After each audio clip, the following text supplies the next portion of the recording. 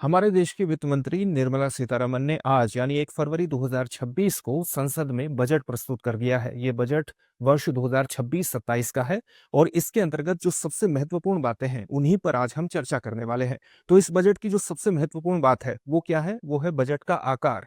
Budget का आकार कितना रखा गया है वर्ष 2026-27 का, ये जानना आपके एग्जामिनेशन के लिहाज से बेहद इंपॉर्टेंट है। इसके अलावा इस बात को विशेष तौर से ध्यान में रखिएगा कि हमारे संविधान में बजट शब्द का कहीं पर भी प्रयोग नहीं किया गया है। हमारे संविधान का जो आर्टिकल 112 है उसके अंतर्गत वार्षिक वित्तीय विवरण शब्द का प्रयोग किया गया है और इसी के अंतर्गत हम अपनी आय और व्यय का लेखा जोखा प्रस्तुत करते हैं, जिसे सामान्य भाषा में बजट कह दिया जाता है। तो इस बात को विशेष तौर से ध्यान में रखिएगा। तो हमारे बजट का आकार कितना है वर्ष 2026-27 के लिए? उसका आकार है 53,47,000 करोड़ रुपए। आपके पीसीएस के एग्जामिनेशन में कई बार ये प्रश्न आ जाता है कि आपके स्टेट बजट का आकार, कुल आकार कितना है? अगर स्टेट बजट के कुल आकार को आपसे पूछा जा सकता है तो यहाँ पर केंद्रीय बजट का भी कुल आकार आपसे पूछा जा सकता है। तो ये सबसे महत्वपूर्ण बात है। दूसरी सबसे महत्वपूर्ण बात यह है कि आपको ये पता होना चाहिए कि सरकार अपनी आय कहां से प्राप्त करती है और सरकार कहां पर खर्च करती है, यानी सरकार के पास रुपया कहां से आता है और रुपया सरकार कहां पर खर्च करती है। तो वित्त वर्ष 2026-27 के लिए सरकार का रुपया कहां से आने वाला है, यह आपको पता होना चाहिए। सबसे ज्यादा रुपया कहां से आएगा? बोरोइंग एंड लाइबिलिटीज, यानी सरकार जो उधार लेती है, सरकार जो लोन लेती है, वहां से सरकार को सबसे ज्यादा आय होने वाली है, 24% की। इसके अलावा सबसे ज्यादा आय कहां से प्राप्त होगी सरकार को? दूसरे नंबर पर आता है इनकम टैक्स। सरकार को आय कर से सबसे ज्यादा प्राप्ति होगी 21% की। तीसरे नंबर पर कॉर्पोरेशन टैक्स है, यानी निगम कर है, जहां से सरकार को 18% की प्राप्ति होगी। और चौथे नंबर पर जीएसटी एंड अदर टैक्सेस है, जहां से सरकार को लगभग 15% की प्राप्ति होगी। ये चार बड़े क्षेत्र है जहां से सरकार अपना रुपया प्राप्त करती है। अगर हम तीसरे महत्वपूर्ण पॉइंट को देखें कि सरकार सबसे ज्यादा खर्च कहां पर करने वाली है, तो ये चीज भी आपको पता होना चाहिए। सरकार सबसे ज्यादा खर्च कहां पर करेगी? जो स्टेट को करों में हिस्सेदारी दी जाती है, वहां पर सरकार का सबसे ज्यादा खर्च होता है। कितना खर्च होगा? 22% का खर्च होगा। दूसरे नंबर पर खर्च कहां होगा? आप ये जानते हैं कि सबसे ज्यादा जहां से सरकार की आय होती है, वहीं पर उसी के इंटरेस्ट पेमेंट में सरकार का बहुत ज्यादा खर्च हो जाता है। कितना होता है? लगभग 20% का खर्च सरकार का केवल ब्याज भुगतान में हो जाता है और ये सरकार के दूसरे सबसे बड़े खर्च को प्रदर्शित करता है। अगर तीसरे सबसे बड़े खर्च को देखें तो केंद्र सरकार बहुत सी योजनाएं चलाती है, यानी सेंट्रल सेक्टर स्कीम चलाती है, जहां पर उसका 17% का खर्च होता है। और चौथा सबसे बड़ा क्षेत्र जहां पर सरकार का खर्च होगा वो होगा डिफेंस सेक्टर पर, यानी 11% का खर्च होगा। तो ये तीसरी सबसे महत्वपूर्ण बात हुई। चौथे नंबर पर आपको ये पता होना चाहिए कि सरकार के अलग अलग घाटों की स्थिति क्या है। विशेष तौर से आपको राजकोषीय घाटे की स्थिति जरूर पता होना चाहिए, क्योंकि राजकोषीय घाटे से हमें यह पता चलता है, सरकार को यह पता चलता है कि उसे अपने खर्चों को पूरा करने के लिए कितना उधार लेने की आवश्यकता है। राजकोषीय घाटे का यही महत्व है। तो सरकार ने अपना वर्ष 2026-27 का जो बजट एस्टिमेट है उसके अनुसार वर्ष 2026-27 का उसका जो फिस्कल डेफिसिट है वो कितना रह सकता है?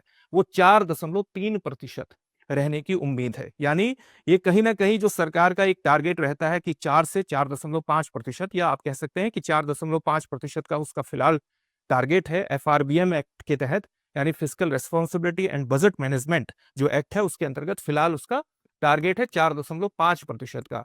तो उसी के करीब है, बल्कि उससे भी एक तरह से उससे नीचे है। यानी सरकार अपना राजकोषीय प्रबंधन बिल्कुल ठीक तरीके से कर रही है।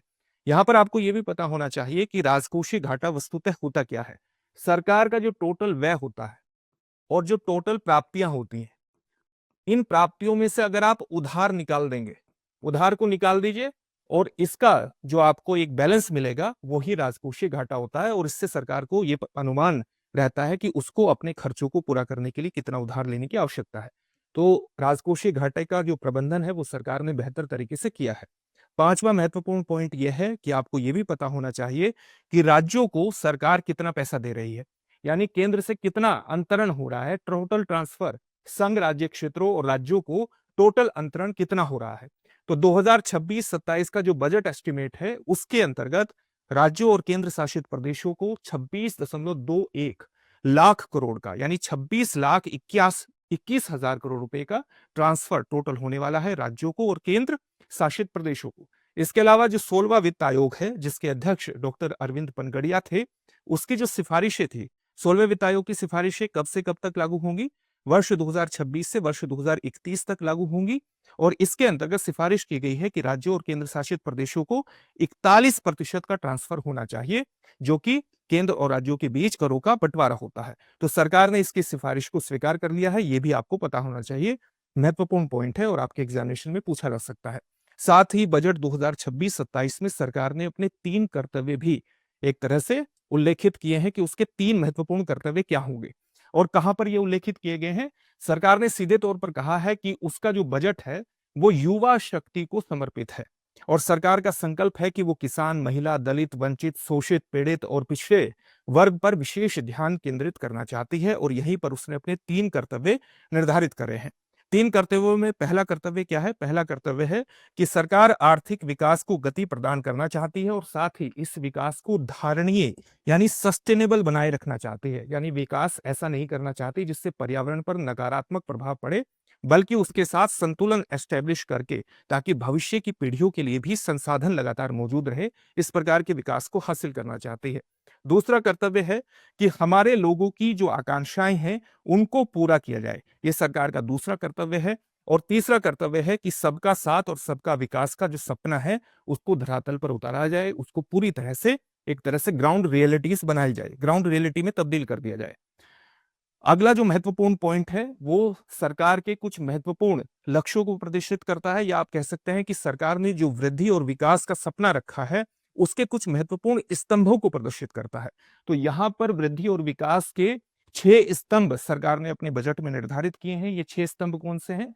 आर्थिक वृद्धि बनाए रखना, विकास की बुनियाद को मजबूत करना, जन केंद्रित विकास करना, यानी विकास ऐसा होना चाहिए जिसके केंद्र में आमजन है, व्यक्तियों के विकास को या जनता के विकास को मुख्य फोकस करके ही उसकी योजनाओं को ग्राउंड लेवल पर उतारा जाएगा। ये सरकार का महत्वपूर्ण प्रयास रहेगा, या सरकार के वृद्धि और विकास का एक महत्वपूर्ण स्तंभ है। विश्वास आधारित शासन व्यवस्था एस्टेब्लिश करना, यानी गवर्नेंस ऐसा होना चाहिए जिसमें आम जन का विश्वास स्थापित हो। साथ ही व्यापार सुगमता प्रदान करना, जीवन सुगमता, या आप देखे होंगे कि बहुत सी सरकारी सेवाओं को जब हम प्राप्त करना चाहते हैं तो हमारी जो प्रक्रियाएं हैं वो इतना ज्यादा देर कर देती हैं कि व्यक्ति का विश्वास ही वहां से उड़ जाता है। तो आप देख सकते हैं कि जीवन सुगमता प्रदान करने के लिए जरूरी है कि हम अपने प्रोसेसेस को आसान बनाएं। साथ ही राजकोषीय मामलों का ठीक तरह से प्रबंधन करना, यह भी सरकार के वृद्धि और विकास के 6 स्तंभों में शामिल है। शिक्षा को लेकर के भी कुछ महत्वपूर्ण बातें कही गई हैं, यह आपका अगला महत्वपूर्ण पॉइंट है। और वो उसमें सबसे महत्वपूर्ण क्या है कि शिक्षा बड़े औद्योगिक और लॉजिस्टिक गलियारों के पास जो कॉरिडोर्स हैं उनके पास 5 विश्वविद्यालय टाउनशिप का विकास किया जाएगा। साथ ही प्रत्येक जिले में उच्च शिक्षा स्टेम संस्थानों में महिला छात्रावास होंगी। जब हम स्टेम संस्थानों की बात करते हैं तो ये किस प्रकार के संस्थान होते हैं? Science, technology, engineering and mathematics से संबंधित जो संस्थान है वहां पर महिला छात्रावास एस्टेब्लिश किए जाएंगे। इसका सीधा सा मतलब है कि इस क्षेत्र में यानी टेक्नोलॉजी के क्षेत्र में, मैथमेटिक्स के क्षेत्र में, साइंस के क्षेत्र में सरकार महिलाओं की हिस्सेदारी को बढ़ावा देने का कहीं ना कहीं टारगेट इसके माध्यम से रखती है। अगला पॉइंट है कि सरकार किस प्रकार से इंफ्रास्ट्रक्चर को बढ़ावा दे रही है, और सरकार इंफ्रास्ट्रक्चर को बढ़ावा देने के अंतर्गत सरकार ने बजट 2026-27 में 7 हाई स्पीड रेल कॉरिडोर की घोषणा की है। ये 7 हाई स्पीड रेल कॉरिडोर वस्तुतः शहरी आर्थिक ढांचे को मजबूत बनाएंगे, शहरों की क्षमताओं को बढ़ाएंगे। और ये 7 जो हाई स्पीड रेल कॉरिडोर है ये कहां से कहां पर एस्टेब्लिश किए जाएंगे? मुंबई पुणे, पुणे हैदराबाद, हैदराबाद बेंगलुरु, हैदराबाद चेन्नई, चेन्नई बेंगलुरु, दिल्ली वाराणसी और वाराणसी सिलीगुड़ी। और साथ ही ये जो पूरा डेवलपमेंट किया जाएगा ये पर्यावरण के अनुकूल हो गया। यानी इस प्रकार से इन कॉरिडोर को एस्टेब्लिश किया जाएगा, स्थापना की जाएगी ताकि पर्यावरण पर किसी प्रकार का नकारात्मक असर न पड़े। अगला पॉइंट सबसे इंपॉर्टेंट माना जा रहा है। आप जानते हैं कि सरकार ने एक महत्वपूर्ण योजना का, स्कीम का एक तरह से अनावरण किया है इस बजट 2026-27 के माध्यम से, और वो योजना और स्कीम है बायोफार्मा शक्ति। यहाँ पर शक्ति की जो फुल फॉर्म है वो है strategy for health care advancement through knowledge, technology and innovation. इसके माध्यम से बायोफार्मा के क्षेत्र में भारत को एक वैश्विक मैन्युफैक्चरिंग हब बनाने की कोशिश की जाएगी, और इसके लिए जो बजटीय प्रावधान है वो 10,000 करोड़ रुपए का है। इस बात को विशेष तौर से ध्यान में रखिएगा, ये आपके एग्जामिनेशन में पूछा जा सकता है। एक और महत्वपूर्ण पॉइंट जो आपको पता होना चाहिए वो ये है कि सरकार ने अपना जो खर्च है वो किन मदों पर बेहतरीन या ज्यादा से ज्यादा खर्च करने की सरकार ने कोशिश की है, किन मदों पर की है, आपको ये पता होना चाहिए। जैसे परिवहन पर सरकार बहुत खर्च करने वाली है। परिवहन पर सरकार का जो खर्च होगा वो 5,98,520 करोड़ रुपए का होगा। इसके अलावा रक्षा पर 5,94,585 करोड़ रुपए सरकार खर्च करेगी। ग्रामीण विकास पर 2,73,108 करोड़ रुपए सरकार खर्च करने वाली है। गृह विभाग पर गृह कार्यों पर 2,55,234 करोड़ रुपए, कृषि और संबद्ध कार्यकलापों पर 1,62,671 करोड़ रुपए, शिक्षा पर 1,39,279 करोड़ रुपए 289 करोड़ रुपए, ऊर्जा पर 1,09,029 करोड़ रुपए और स्वास्थ्य पर 1,04,599 करोड़ रुपए। इस प्रकार से सरकार ने इन क्षेत्रों को विशेष रूप से प्राथमिकता दी है। इस आउटले से हमें यही पता लगता है।